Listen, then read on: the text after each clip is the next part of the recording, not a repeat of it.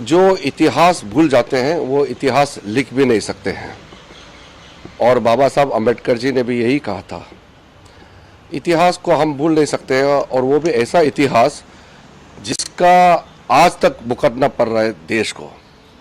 मैंने अलग से अपना कोई मत नहीं रखा इसमें। जब हम इतिहास का बात करते थे उसमें ओपिनियन कुछ नहीं होता है, उसमें फैक्ट्स देखना पड़ता है, हकीकत क्या है।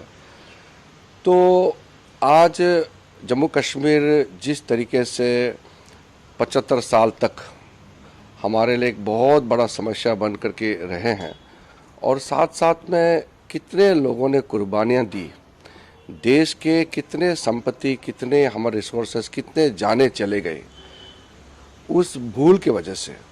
और ये भूल छोटा मोटा भूल नहीं है, बहुत बड़ा भूल था। और उस भूल को जो मिटाने का प्रयास भी किया जा रहा था और एक अलग से नैरेटिव देने का कोशिश किया, उसको सही करना ज़रूरी है। मैंने जो लिखा वो कोई मेरा मत तो है नहीं, ये इतिहास का पन्नों में लिखा हुआ है। पंडित जवाहरलाल नेहरू जी ने जो लोकसभा में जो बात कही थी, जो उन्होंने कॉन्स्टिट्यूएंट असेंबली में बात रखी थी, या यूनाइटेड नेशन में जो लेके गई बात, ये सारे जो मुद्दे हैं, ये तो मैंने कोई इसको खोज के निकाला तो नहीं है, ये तो ऑलरेडी डॉक्यूमेंटेड है। और ये देशवासियों का सामने में रखना ज़रूरी था, और आज ही के दिन इसको रखना ज़रूरी है। उन परिवारों को सोचिए जिन्होंने अपने सब कुछ गंवा दिया, देश के वो संपत्ति, देश का वो जो नुकसान हुआ, उसका आप हिसाब अंदाज़ा नहीं लगा सकते हैं। और इसको जो लोग उस पार्टी के और उस नेता को अपना नेता, अपना पार्टी मानते हैं, वो हो या कोई और हो, सच तो सच है, सच को छुपाए नहीं जा सकते। इसलिए सच को मैंने देश के सामने में रखा है।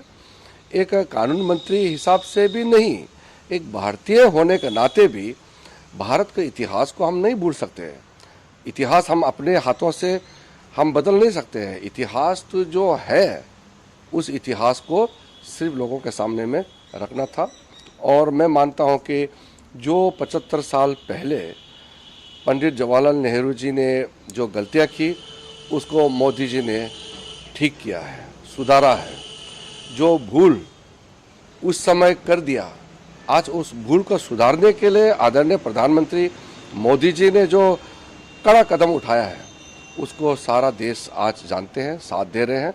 और कश्मीर को भारत से कोई अलग नहीं कर सकते हैं। लेकिन दुख के बात यह है कि कश्मीर का आधा हिस्सा अभी भी पाकिस्तान के कब्जे में है, और कुछ हिस्सा पाकिस्तान ने चीन के हवाले कर दिया। तो ये हकीकत है, इसमें नई बात तो मैंने कुछ कहा नहीं है। नहीं, ये पांचों गलतियां ऐसे हैं कि इसको अलग अलग भिन्न करके हम नहीं देख सकते हैं। पहले तो महाराजा हरि सिंह खुद ज्वाइन करना चाहते थे, तो नेहरू जी ने उसको रोक दिया। अब इसको छोटी गलती तो हम नहीं कह सकते हैं।